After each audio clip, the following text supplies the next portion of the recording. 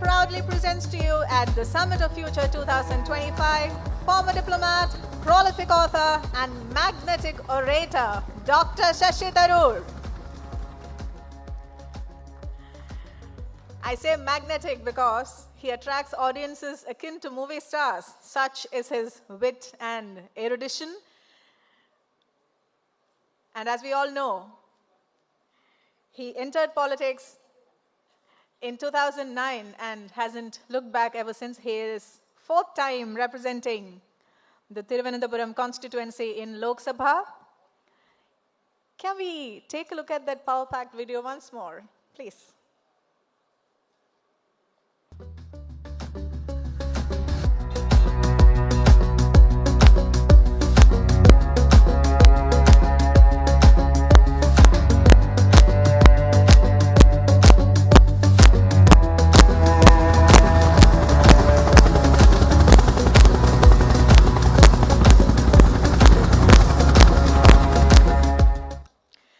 Ladies and gentlemen, speaking to us about the 4 E's for the future of education, Dr. Shashi Tharoor, MP.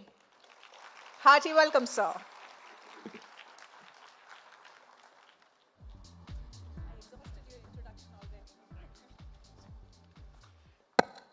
Thank you all very much, and I'm sorry that many of you had to wait long and patiently. I'm just turning off my phone so that it doesn't bother us. Long and patiently for me, but thank you very much. A very good afternoon to you, and it's a privilege, really, to be with you today at the Summit of the Future to discuss a topic that in many ways lies at the core of our collective progress, and that's education. As you know, education stands as the bedrock upon which the structure of civilization is constructed, the wellspring from which innovation flows, and the catalyst that propels society towards prosperity and progress. Let me start by expressing my appreciation to Jain University. For over 16 years in Bangalore, this university has been a beacon of excellence, fostering an environment where young minds are nurtured to identify their potential and develop the entrepreneurial skills needed to shape a better future. With its focus on quality education, cutting-edge research, and ethical leadership, Jain University exemplifies the very principles we aim to uphold, creating leaders, innovators, and change makers who fuel economic growth and enrich society. Thank you. It's an honor to address an audience shaped by such an inspiring institution. In today's world, which of course we all know is shaped by rapid change, dizzyingly rapid change, and boundless opportunity, the way we educate must evolve to meet the challenges of tomorrow while honoring the rich traditions of the past. Education has always been more than just the transfer of knowledge. It shapes the minds of individuals, defines the character of societies, and determines the course of nations. As we reflect on the past of education and envision its future, let's consider how we can build on its foundations to create a framework that is inclusive, dynamic, and transformative. We are at a moment in time where the success of a civilization can be measured through its educational apparatuses and institutions, which are tools, after all, of knowledge acquisition and knowledge dissemination, attainments that increasingly trump all others and are becoming the prime determinants of a nation's worth. Indeed, this was not the case for a greater part of human history, when martial prowess and mercantile abilities were accorded far greater importance in past centuries. Indian society, however, has historically emphasized the importance of education as one of the supreme objects of human existence, while celebrating a strong foundation in imparting education through traditional and non-traditional methods. The Guru-Shishya Parampara thrived in ancient India, giving rise to monasteries in modern-day Bengal and Bihar that became major centers of learning. 6 of these, Vikramashila, Nalanda, Somapura Mahavihara, Odantapura, Jagadala, and Takshasila, formed a coordinated educational network nearly 2 millennia ago. Nalanda, with over 2,000 teachers and 10,000 students from across Asia. I mean, how's that for a student-teacher ratio, one teacher per 5 students? Was renowned long before Oxford and Cambridge were even a gleam in somebody's eyes. Its campus featured a 9-story library. Can you imagine 1,500 years ago, a 9-story library? Taught a wide range of subjects, including fine arts, medicine, mathematics, astronomy, politics, and military strategy. Now, in addition to monasteries and formal establishments of learning, informal institutions and methods of education also flourished in India. Our oral traditions of recording and learning have enabled the education imparted in different time periods, even our most ancient knowledge to survive. Mahatma Gandhi, who found inspiration in ways that knowledge of the Vedas, in the ways that the knowledge of the Vedas and foundational Hindu texts, like the epics, the Ramayana and the Mahabharata, were passed orally from one generation to another, memorably even advocated oral education in place of the prevailing emphasis on textbooks. He said, the true textbook for the pupil is the teacher. And so in the little ashram that he opened in South Africa named Tolstoy Farm, he taught his students through his own voice, imparting his convictions orally, disregarding the need for formal written work. Now, I'm not suggesting that's how we should go in future, but I'm just saying that's how far back these principles go. As a child at school, I remember being exhorted to impart the alphabet to our domestic help under the Gandhian Each One Teach One program. We seem to have forgotten that, but that's something really worth doing. Many of us were brought up on Swami Vivekananda's writings about the importance of education for the poor as the real key to their uplift.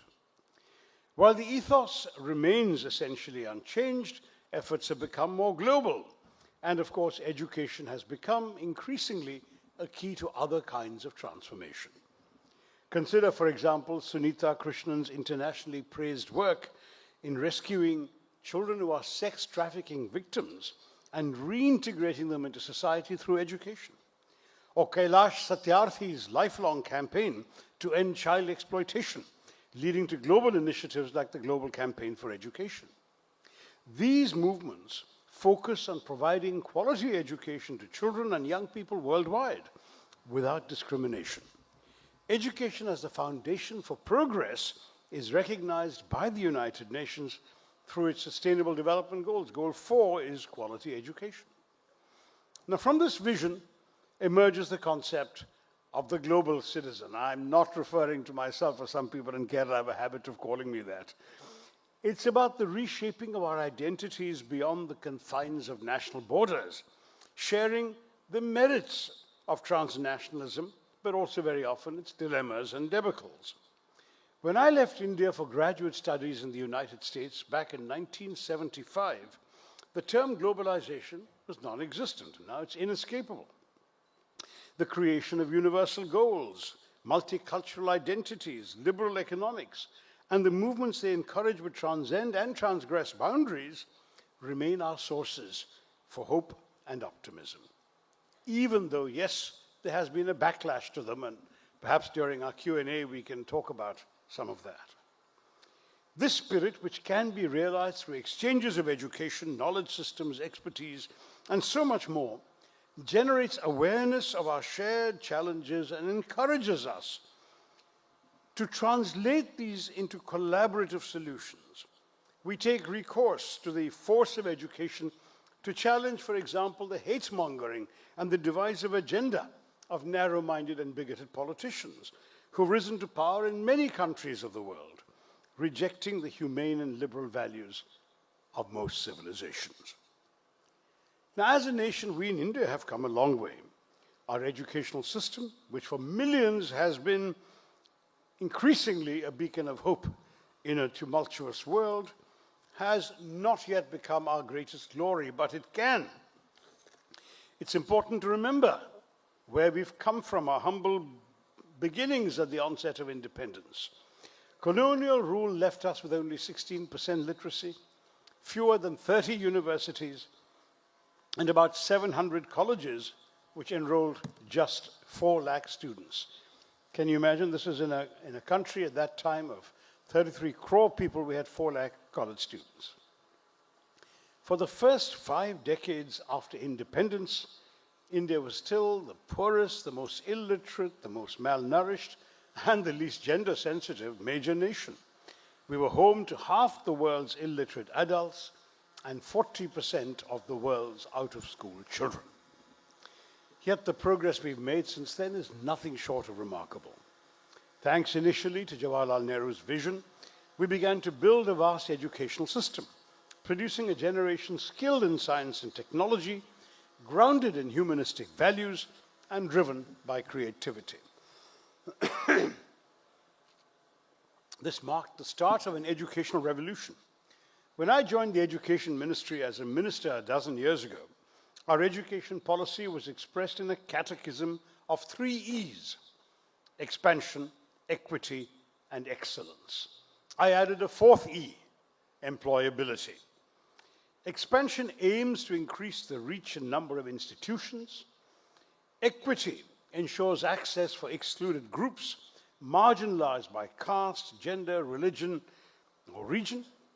And excellence fosters innovation and critical thinking. But employability, and this is why I brought it into our slogan in Delhi, is to prepare learners for the skills they need in a global, tech-driven 21st century world. The expansion in terms of education was our priority. Why? Because the British left us, as I said, in 1947 with a 16% literacy rate. Just 8.8% of Indian women could read and write. In other words, you put 12 Indian women in a room in 1947 and only one of them could read and write. Today we've gone from 400,000 students to 43 million students, 4 lakh to 4.3 crore students in higher education.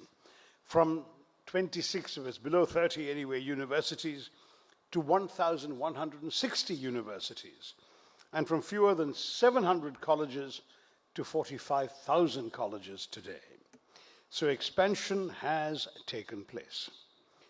And I must say, this growth has helped empower millions of people and helped us build a more skilled workforce. Now, that was expansion. We also had to fight for the 2nd D of equity that includes the excluded, trying to reach the unreached, the people who didn't get a fair shake in education for reasons they couldn't help: their gender, their caste, their region, their religion. Gender was an obvious reason. I mentioned the fact that only 1 out of 12 Indian women could read and write. Scheduled castes and tribes, neglected regions, many Muslims, all sorts of people got left out of the system for different reasons. We had to bring them in. And that became a big challenge and a priority for education, which I'm glad to say we have largely succeeded in. Now, getting those two things more or less right, I don't know how well we did in the 3rd E, which is the E of excellence. Obviously, you need quality, and we set up a lot of institutions of great quality in the country. The IITs are a very good example. IIT Kharagpur, the first one, was established way back in 1956, the year I was born. And it was done on the site of a British detention center, the Hijli Detention Center. So a symbol of political oppression in the past became instead a symbol of hope for the future, of looking to technology for advancement. But for the IITs, IIMs, a few good institutions apart from those, I'm sure you could all pick a few around the country that you would single out. These have largely tended to be islands of excellence floating on a sea of mediocrity. The average Indian higher educational institution is simply not of the quality that you and I, all of us in this audience, would like to see. And that ties into the 4th E I added to the catechism: employability. Talk to employers, talk to CEOs. What would they tell you? That they're simply not satisfied with the quality of the graduates they're getting. The technological sector, particularly engineering graduates, sees 500,000 graduates each year. However, while 70% of the academic institutions believe their graduates are ready for the corporate world, only 16% of the companies actually share that view. There have been surveys by ASSOCHAM, FICCI, CII, so I'm not making this number up. Some companies are essentially running institutions for re-education, not on-the-job training, but just literally teaching graduates they have hired what they should have learned already in university, like the gigantic Infosys campus in Mysore or the TCS building in Thiruvananthapuram. It's not just on-the-job training. As I said, all companies have to do that. It's a full year's education for the people they've already hired to make up for the deficiencies of what they've learned or what they've not properly learned in college. Now, that's the scale of the challenge that we face. In fact, when I talked about the fact that most companies aren't satisfied with the applications they're getting, the organization that I helped conceive and create in the Congress Party and ran for 5-6 years, the All India Professionals Congress, did a survey in Kerala of engineering graduates. We got a few thousand to respond to the questionnaire, and 66% said, engineering graduates, that they were today in jobs that did not require an engineering degree.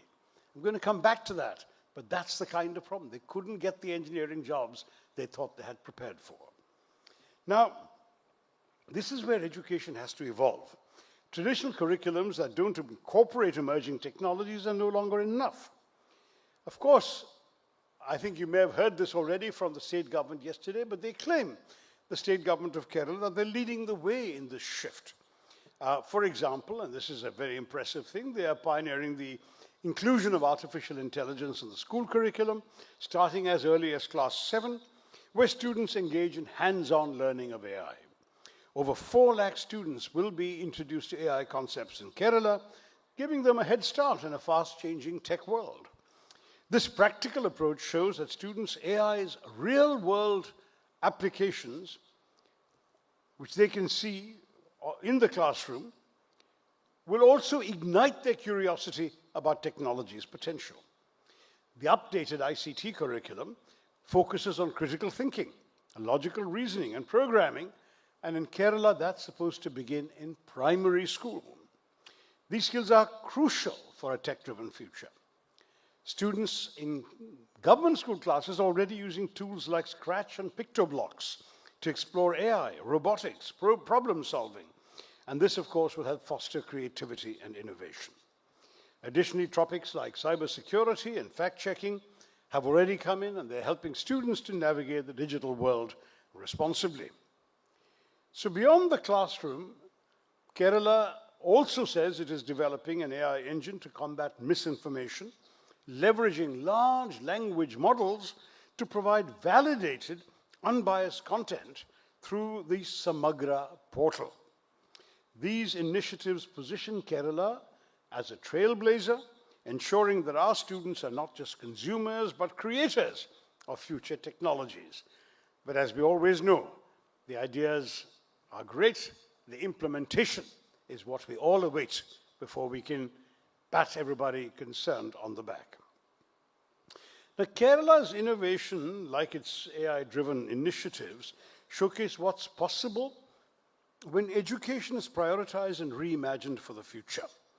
These efforts set an example for the rest of the country, reminding us that while progress is being made, the broader Indian education system still faces a multitude of challenges that demand our urgent attention if we are to build a robust and equitable system. While we have made significant strides, there's still much more to be done.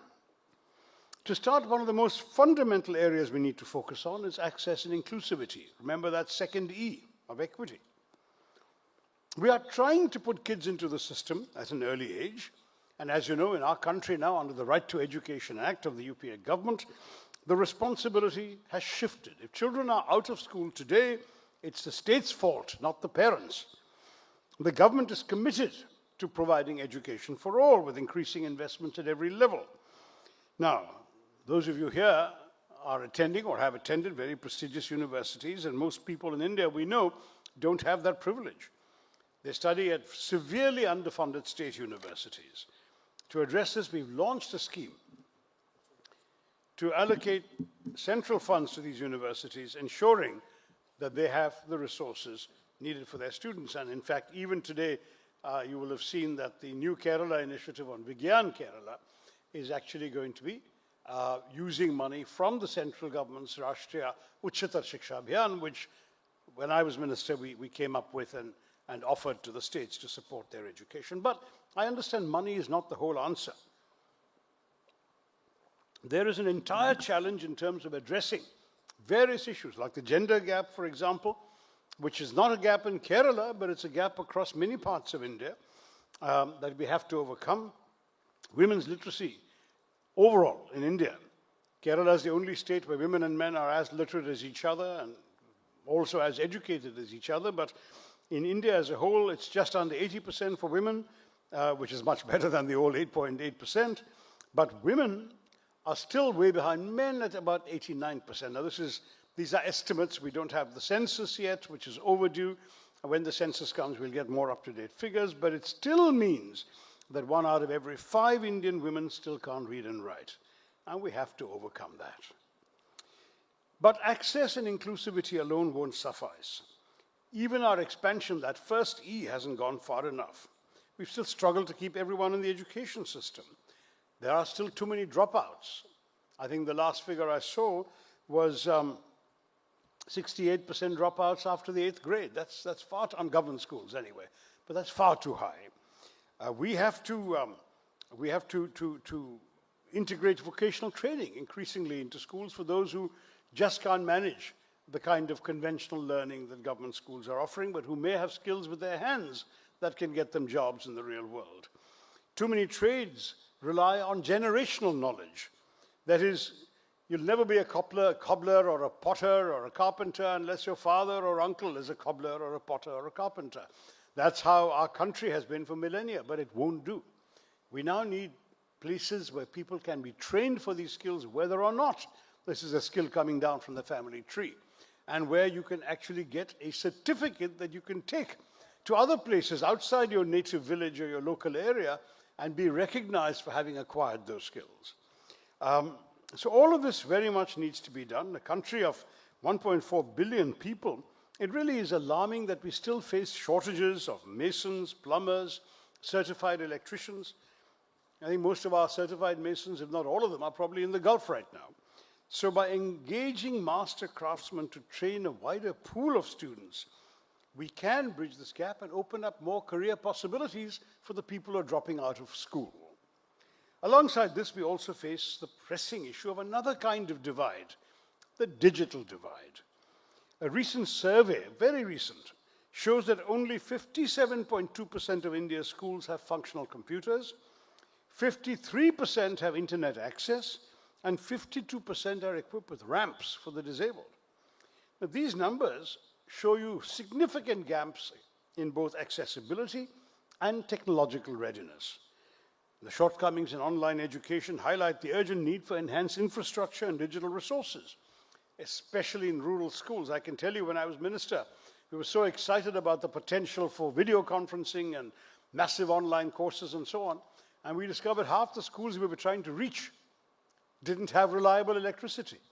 So then we gave them generators. They said they didn't have enough diesel. We decided to give them subsidized diesel as well to run the generators. And very often what we found is when we actually got a professor in Delhi to talk to this village school in Rajasthan or whatever, they had already consumed all the diesel for some other function, welcoming some VIP to the school, and there wasn't any generator to generate the electricity to receive the video conference. This was the kind of challenge that is increasingly something we have to grapple with. The last mile connectivity to that last student in the classroom is still far, far from achieved. Now, I do want to say that as we tackle the challenges of access and infrastructure, equal attention must be given to elevating the quality and relevance of our education. We have to ensure that it equips students to navigate and to work in an increasingly complex world. The universities, and I know that Jain University's top administrators are here, face a dual challenge: coping with various demands, the demands of students for impressive qualifications, of employers for viable, usable skills, of the economy for innovation, of the government for entrepreneurship. All of these demands are there. But most universities still function in the classic mold to operate in the realms of education, instruction, examinations, degrees, values, culture, without sufficient connection to market conditions. I mentioned the example that AIPC found of Kerala engineers. Now, why do we have this kind of mismatch? 66% engineering graduates in Kerala doing jobs. And by the way, this is not so anomalous. In other states, a similar problem. I don't know the exact numbers in every state, but in many states, engineering graduates are doing non-engineering jobs, or jobs for which engineering degrees were not required. And the mismatch arises either because their degrees were simply not relevant to the jobs available, or because the quality of the education they received isn't sufficient for pure engineering roles, or because they had no connection between the ivory tower of the educational institution, the university, whatever, and the real world marketplace where people were actually working and dealing with real engineering issues. If our universities prioritize technical and utilitarian needs of the pursuit, for example, of the liberal arts, this alone would not serve our graduates, because you had people who have studied engineering but who are still unemployable. And because they've not done the liberal arts, they will have lost out on a lot that is precious in life. In the post-COVID world, there's been a push to make liberal arts and humanities education more relevant by linking it to practical outcomes. But in this transformation, we're turning disciplines like history or political science, or even entire political science, as some people claim to have studied, into tools for legitimizing political ideologies, and that will frankly undermine the true purpose of education. The humanities should nurture deep thinkers, just as the engineers should be better fit for the job market. If our STEM graduates are rooted in the idea that there's only one way to think and work, they are likely to apply that habit of mind and thought to their understanding of human beings, of politics, of ideologies, and an ideology which tells them that only one worldview is true and right and everyone else is wrong, where only one worldview is patriotic and everyone else is anti-national, that would be disastrous for India. And that's why the humanities are essential, because you need to recognize that the world is a more complex place, that there are always more than one side to a story, that there are nuances and grays, not just black and white. In fact, I remember writing a column some years ago about how Oxford University had done a study, it was about 2005, where they studied all the terrorist incidents around the world in the previous 15 years, and they found that 95% of the terrorists had studied engineering. They were engineers. Now, they didn't draw the conclusion that all terrorists are engineers, nor did they suggest that all engineers are terrorists. But it points to the very point I'm making, that in engineering, these kids were taught only in absolutes, right? So switches on, things will work. Switches off, it won't work. Black and white, binary, 0 and 1, that's the kind of instruction they get. And then if your mindset is only tuned to that, to absolute certainties on every side, somebody comes along to you and says, our religion is perfect, it's the only way to God, everybody else is a blasphemer who is evil, who's doomed to perdition, so it's okay to kill them. These are the kinds of people with that kind of thinking who get seduced by such crazy fanaticism and conduct terrorist attacks. And that's a controversial theory, but it's worth considering. One must balance this kind of education with the humanities. And the humanities can't afford to be too utilitarian, just as the STEM subjects can't afford to be completely theoretical. Now, yes, we are of course worried in very many ways about the question of relevance of studies. People ask, what are you going to do with an English honors degree? You probably understand the world a lot better for reading the great works of literature, but it may not be what an employer is looking for in today's world. But on the other hand, if you see history as a source to churn out people with political ideologies, reduce political science to lessons in nationalism, even English studies becoming communicative English to give you skills for call center jobs, there's something deficient in that kind of education. You can't narrow the intellectual scope of higher education by stifling imagination, philosophical inquiry, critical thinking. Those are also very essential for university products to have.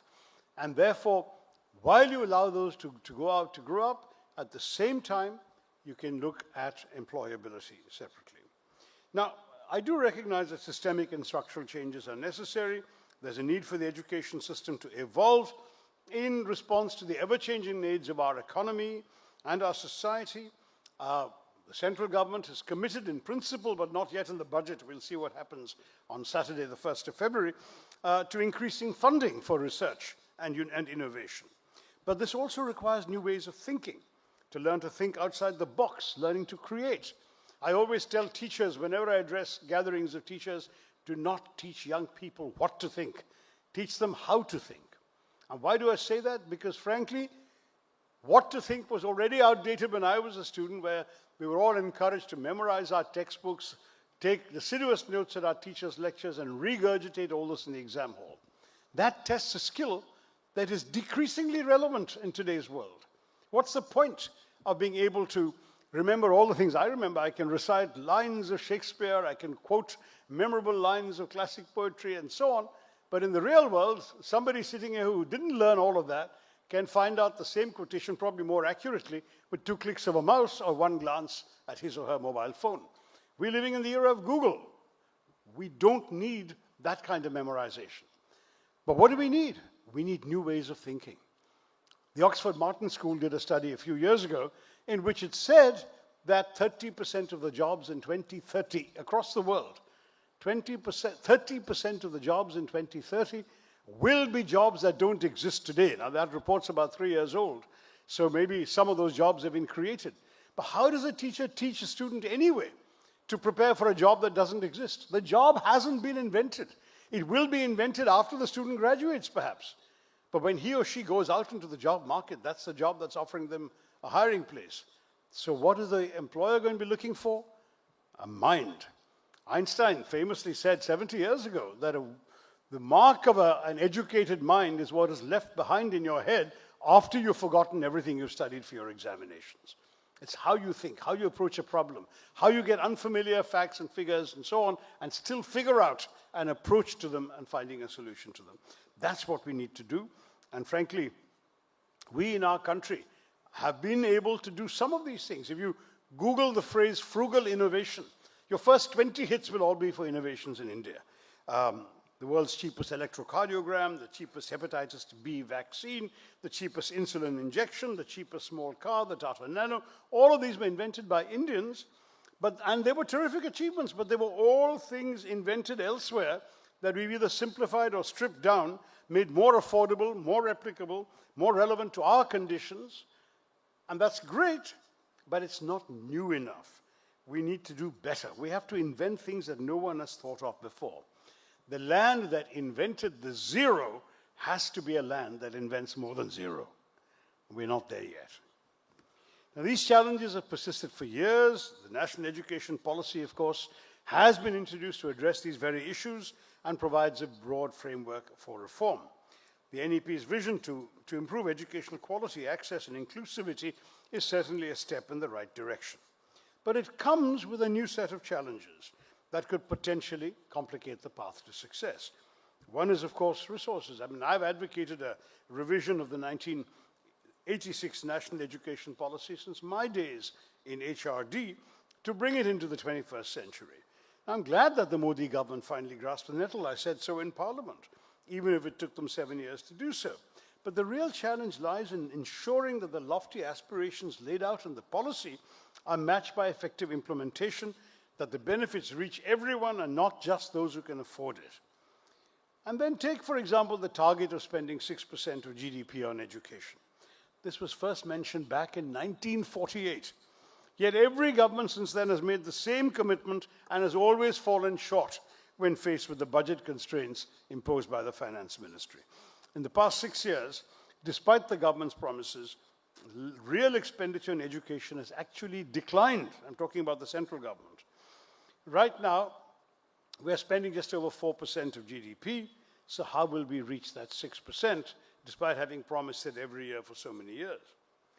Then there are the targets in the NEP for gross enrollment ratio in higher education, which has now been pitched at 50%. and gross enrollment ratio in secondary schooling, 100%. As I mentioned, 68% dropout rate. But you know, this is not yet realistic. Currently, gross enrollment rates in higher education in India, that is, the percentage of people of a particular age group who are in higher education, it's 28.4%. So the question remains, are these targets realistic? Are they just another set of governmental promises, like the government's solar energy commitments in Paris? At the foundational level, when it comes to primary education, there's been some debate about shifting to regional languages as a medium of instruction. And I have no problem with that. People learn better in their mother tongue. Please teach them in the mother tongue. But what about parents who frequently move to different jobs?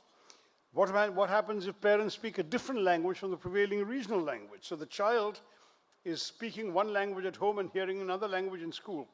These are all issues that make a child's education difficult. The solution, therefore, must involve some degree of bilingualism, using both English and the regional language so students can benefit from the best of both worlds.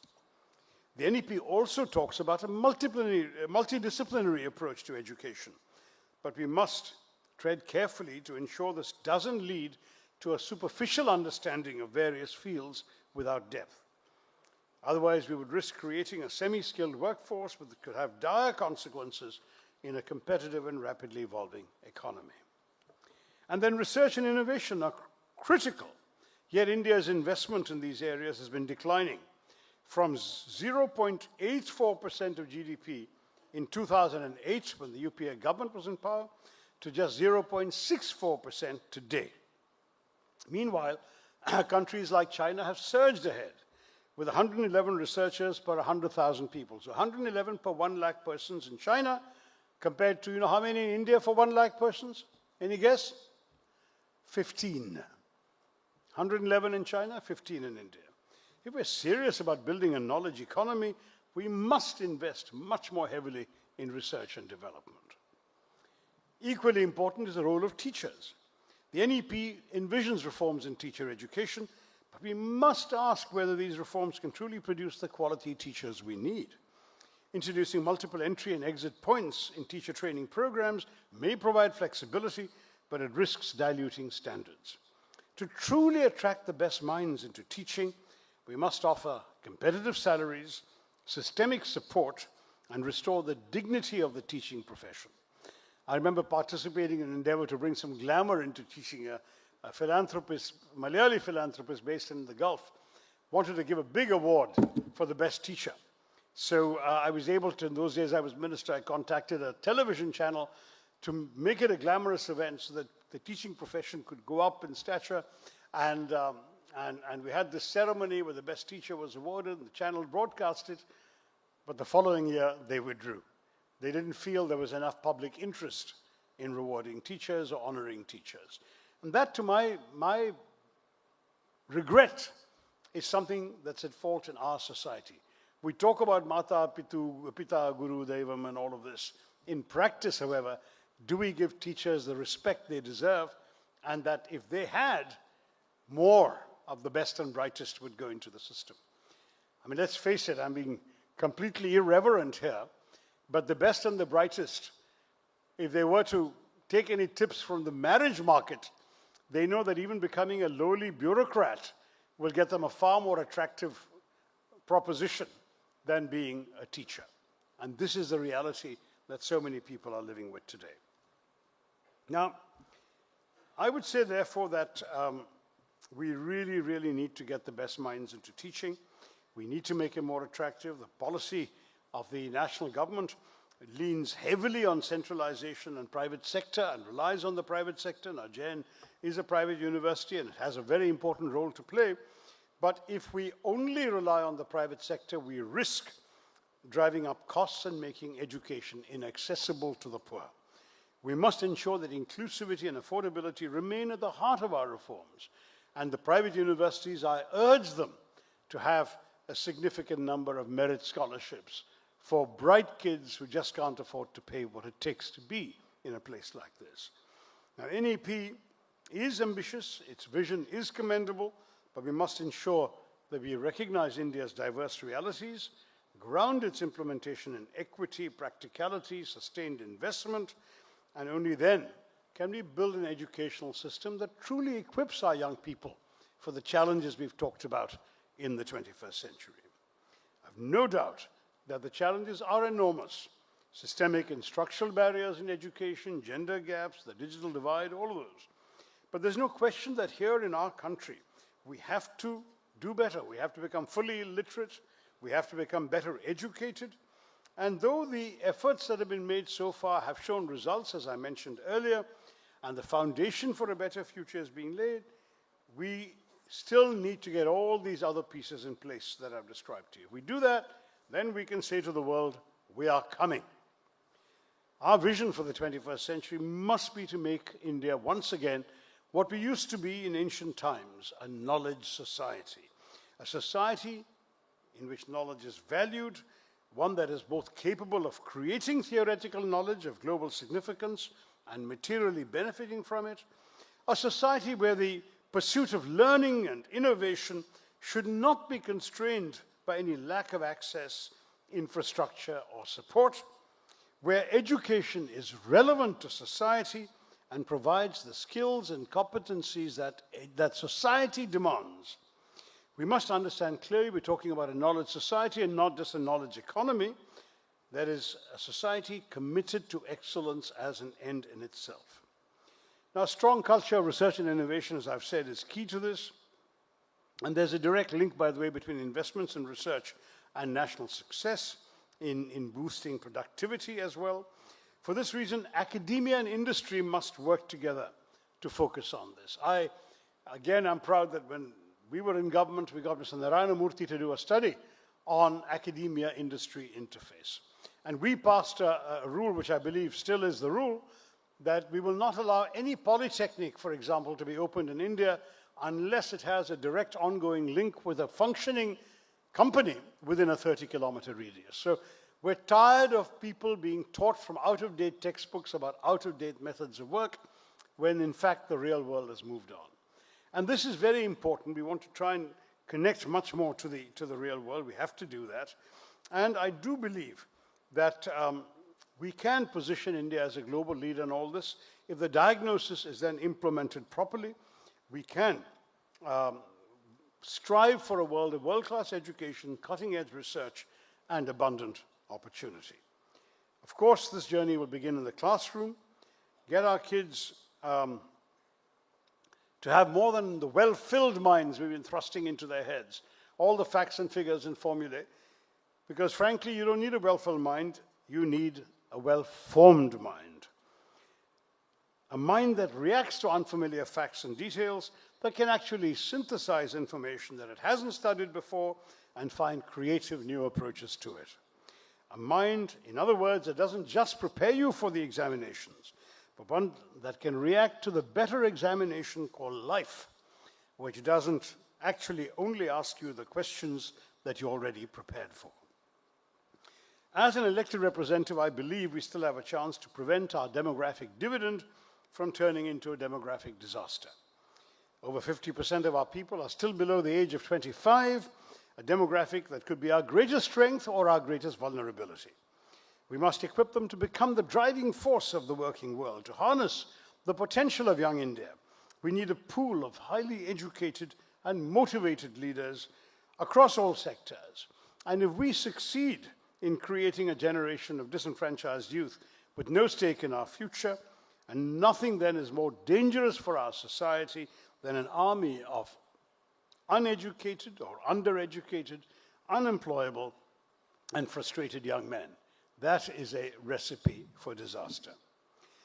But I want to end by saying there is no dearth of ideas. There's no real dearth of willpower either if we listen to the statements by those in power in both Delhi and here in Kerala.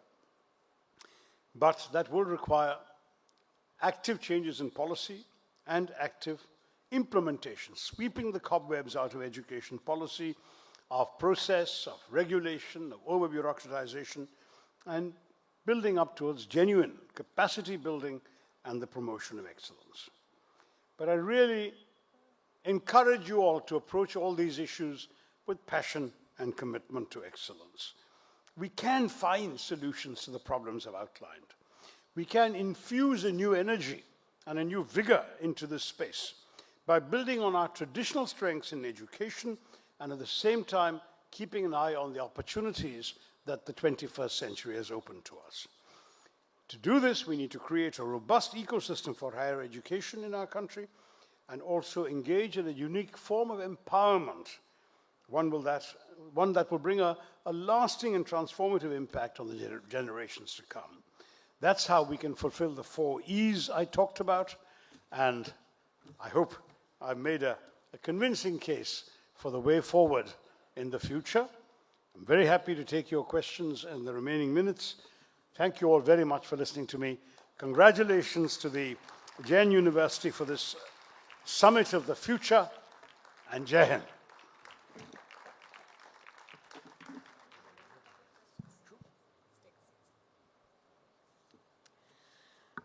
Thank you, Dr. Shashi Tharoor, for elaborating on those 4 E's and particularly for putting the spotlight on employability, a key concern of Kerala youth. I'm told that there are a few students who are brimming with questions for Dr. Shashi Tharoor, so let's hear it. Do we have a microphone ready to be passed around? Yes. And can we have you stand up, raise your hand? Yes, you already have the mic. Great, go ahead. Hi, sir. Hi. First of all, thank you so much for your presence and for your insightful talk.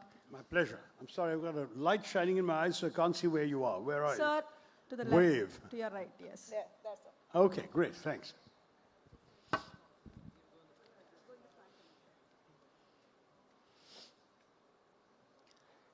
Hi, sir. So my question is, recently I was scrolling through the internet and I came across a video where a CEO was mentioning about his concerns regarding hiring the Gen Z generation as employers. So what actually he was saying is, Gen Z are not as efficient as the previous generations in terms of work. So even after they're coming from we have a technological background. So what would be the underlying reasons for this perceived gap in efficiency when it comes to Gen Z?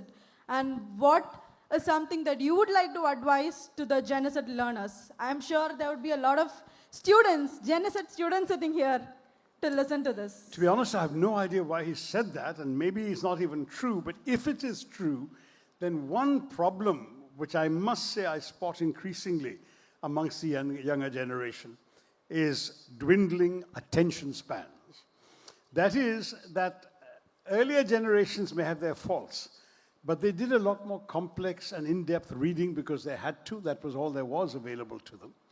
They were not seduced by the transient flicker of the screen on their computers and on their mobile phones. These zapping, speedy, short WhatsApp messages through which a lot of information and disinformation is conveyed. And perhaps in that process, they've lost the ability to focus and concentrate for longer periods of time.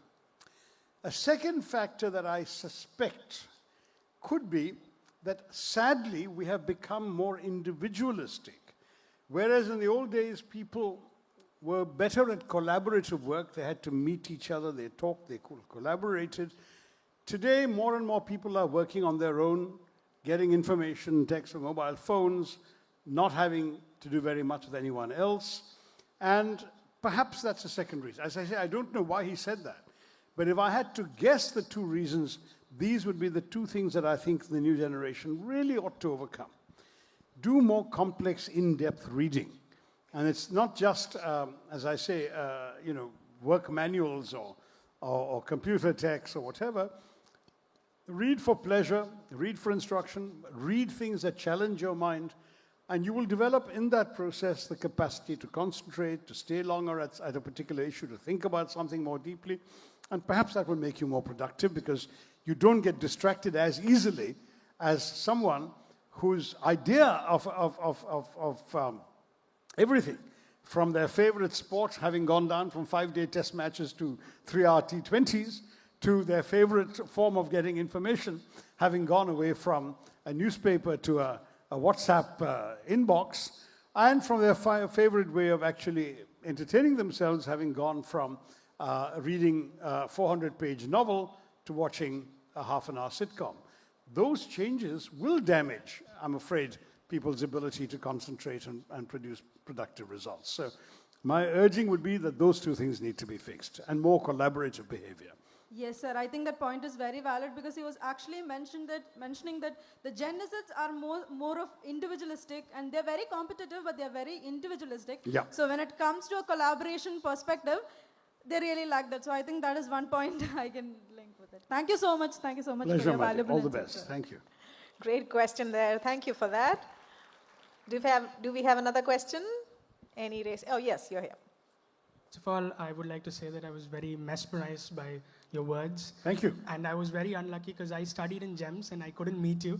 Uh-huh. and I'm glad that I got an opportunity to talk to you right now. Sure. So I have two questions. My first question would be, what are your thoughts on emphasizing practical knowledge over theoretical knowledge in universities and schools? And my second question would be, do you think universities and schools should emphasize on history, as I believe that, if you know where you came from, then you know where you should go to in the future. So please tell me your thoughts, sir. Okay, so the first thing is you need both. In any subject you study, you have to understand the theory, because if you don't understand the theory, you won't be able to apply it in practice. But you definitely need to go beyond the theory into the real world. And I say the real world across the board, in every kind of field. I talked about this business of academia-industry interface. What do I mean? In America, for example, whether you're talking Silicon Valley and California, you're talking the Raleigh-Durham Triangle in North Carolina, it's a very simple thing. Companies will turn to universities and say, hey, we've got this idea. It may be for a product, it may be for a process, it might be for something. We've got this idea. Do you have students, graduate students, doctoral students, whatever, who can research it for us? We'll give you money, and we'll supply stipends to the students and so on. You do the research in your labs on the campus. If you find it's viable and it works, come back to us. We will make it, and you will get a share of the royalties. Win-win for both sides. The students get, in effect, a scholarship and finance. They get practical on-the-job training, dealing with a real-world problem from a real company, and the company gets a benefit of brains they're not paying full-time for. All of this together is what is academia-industry interface. And in these cases, it seems to me, that if we did more of this in India, you would be able to have students who got the theoretical grounding also getting exposure to practical matters. Incidentally, I was chairman of the manifesto committee for my alliance, the UDF, in the last state elections 5 years ago. And one of the things that was suggested to me by a young female student in an all-women's college was, why can't we have internships while we are still studying? And I thought that was a damn good idea. Imagine if an undergraduate, after they've done their classes and then they still have, say, 3 hours a day, during which they can be connected to a company. If it's near enough, they can go physically. Otherwise, they can do it online, can assist the company, can do some research work, can do some writing work, can do some programming, depending on the nature of the job. Look at all the benefits. A, the student gets actual internship experience, which can go into a CV. B, the company gets real help without paying anything like a full-time salary, maybe a stipend. C, the kid figures out, do I really like this job? Do I want to do this kind of thing in the real world? And the company gets to ask themselves, hey, is this person a smart talent? Do we find this person useful enough that we might grab her when she graduates? Now, this kind of win-win is something we really should do. I put it into the UDF manifesto that we need internships during college hours, and we'll give colleges credit for doing that. Anyway, we didn't win the election, so the question's academic, but that's an example of how you can get real-world practical experience while you're still studying. I think it was a very, very interesting idea and came from an undergraduate herself. So these are the kinds of things that we can certainly do, and I think we need to do more of. We've got to have flexibility on the part of the state and central governments to make all this possible. We have to get university administrators, faculty, vice-chancellors to be a little less blinkered against these things. No, your job is to study. I'm not going to have you working in a company. Why not? Let them work. You can mandate 2 hours, 3 hours, 4 hours, no more than that. 5 days a week, 3 days a week, whatever. You work out your own formula, but allow it. Give the student extra credit for doing that. It'll really be a benefit for everyone. So that's the answer to your question about the combination of things. On the second question, I made that statement many years ago when I wrote my book on British colonialism. if you don't know where you're coming from, how will you appreciate where you're going? And that's simply because I genuinely believe that our people, all our people, and perhaps people anywhere in the world, our young people should have some grounding in awareness of history. You know, just as we as a family would want to know about our parents, and I hope our grandparents, and ideally, if you're that kind of person, even know before them, we as a society, as a culture, as a country, should know about our historic past. We should know what we've done, what we've not done. We should know the challenges we've overcome. I don't know how many of you knew today that we only had 16% literacy when the British left. I don't know how many of you knew today that we only had 8.8% of our women could read and write. So when you know that, you appreciate how far we've come today. You're not saying it's okay that only 80% can read. No, we want it to be close to 100. There's no such thing as 100% literacy, but Kerala, for example, was last figured at 96.2%, I think. And that is full literacy, because essentially there are a few people who've escaped the net, but everyone who's reachable has been reached. Similarly, if we can get from 80 to that 96 for all women across India, we will have made some progress. But people don't often know the past and don't realize and appreciate what a major challenge we've overcome to get where we're going and what we should aspire to in the future. I just like to add a point. I believe that many students who study in an international school like me, I did my A-levels. And when I looked at the A-level textbooks, what you said about historical amnesia concerning what the British really entailed was very common in history textbooks in A-levels, where you don't really learn about what the British Empire did. You never learn a line of Indian history. There's always, talks about French wars, Napoleon Bonaparte, and all the British kings, but there's no mention of an Indian king or, for that matter, any British hypocrisies or any British cruelties that have come to India. So I believe that international students who learn A-levels would never appreciate our history because they don't learn about it. So do you think that A-levels should change? Because, see, we're in India right now. So but the answer to your question, not changing the A-level, because the A-levels are a British exam. Yes. The IB is an international exam. It's to do the CBSE. That's the answer. But I mean, look, jokes apart.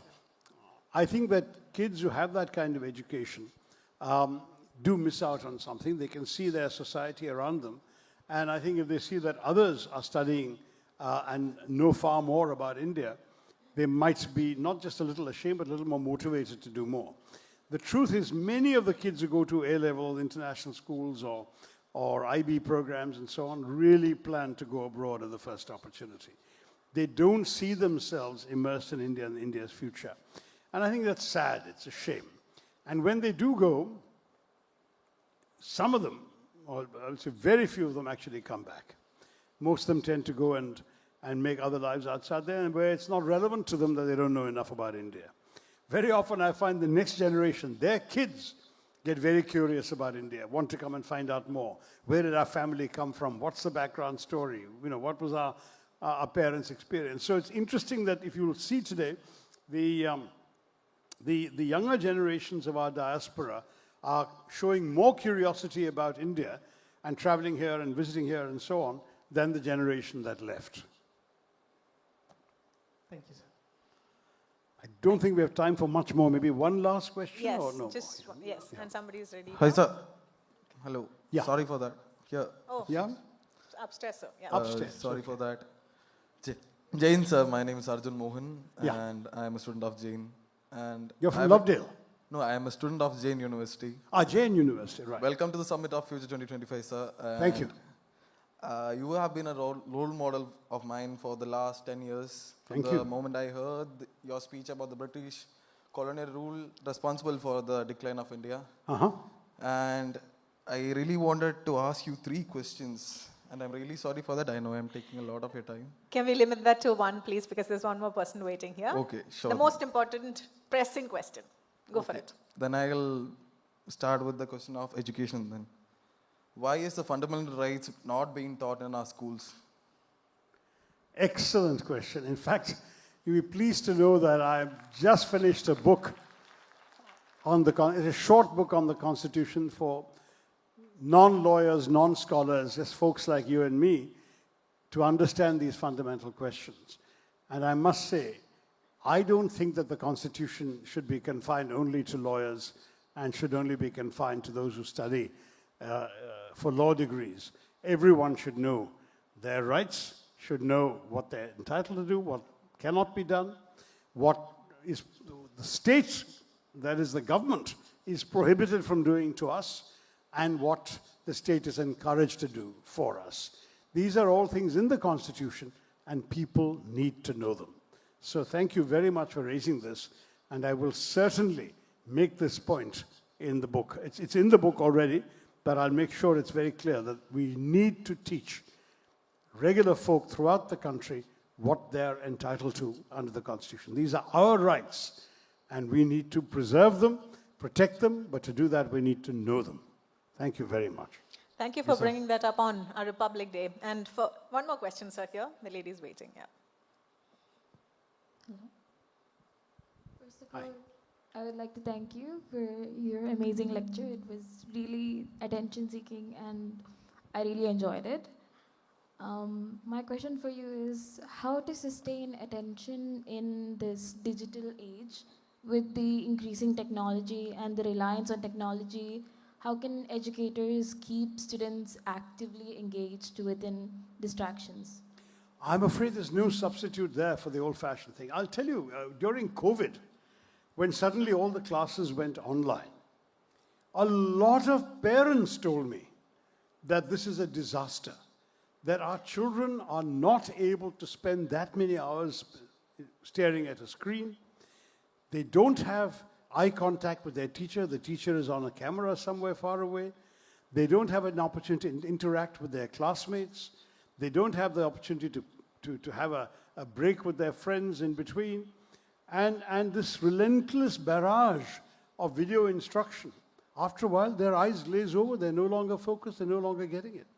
So I think it's extremely important to understand that digital education is at best a complement to what the real human teacher can do. To my mind, the real human teacher is still the answer to the challenges of education.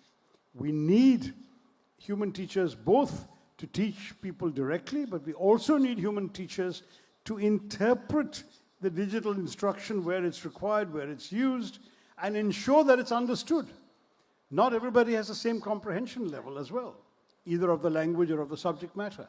So, yes, you're right, we're moving into an age of digital instruction, but let us use it to supplement the traditional methods. I don't think we can get away from that. And I think there is no real substitute for reading. I mean, I'm afraid there are lots of challenges coming up for teachers. For example, I don't know if you knew this, but 72% of ChatGPT users are Indians in India. 72%, it's frightening. So all our kids are probably getting all their work written for them by ChatGPT. And I think the teachers will now have to make that extra effort to make sure that the student who turns in an extremely good essay or term paper or whatever it is also proven to be able by asking them to write something in the classroom. Set some in-class essays. Force them to actually read and think for themselves and not just turn to all these easy tools. They may say, well, in the real world, when we leave, we can use ChatGPT wherever we're working. Maybe. But if they haven't understood the issues themselves, and all we are seeing is what an AI program has learned from some large learning model, then how on earth do we know that this person is of any use, has learned anything, has an educated mind, and is able to contribute tomorrow in the job or whatever else they're going to be doing? We just don't know that anymore. So let's really, really make sure that we see all these modern technologies as tools to help us teach better, help us educate better, help us to learn better also as students, but never as the whole situation, because if that happens, I really fear we'll actually produce a whole bunch of undereducated people who know how to use helpful technology but can't think for themselves. And that will be an even bigger disaster for our society. Thank you.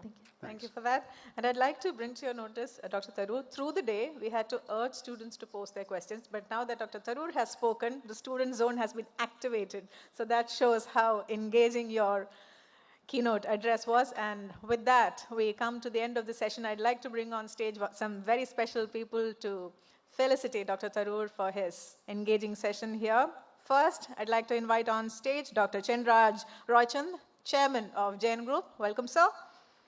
Being joined by Mr. Tom M. Joseph, Director of New Initiatives at Jain University. Also being joined by Sri NSK Umesh, IAS District Collector of Ernakulam.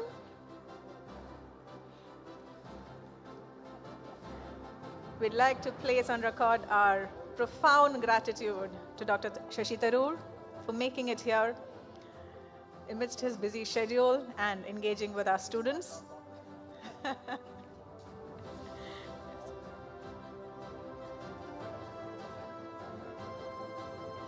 Jain University is extremely proud to host Dr. Shashi Tharoor, and that's a token of our appreciation. And for a happy group picture, I'd like to invite on stage also our Vice Chancellor, Professor Raj Singh, and also our Pro Vice Chancellor, Professor J. Lata. Please do join on stage. Let's click a group photo together. This is a great moment for us.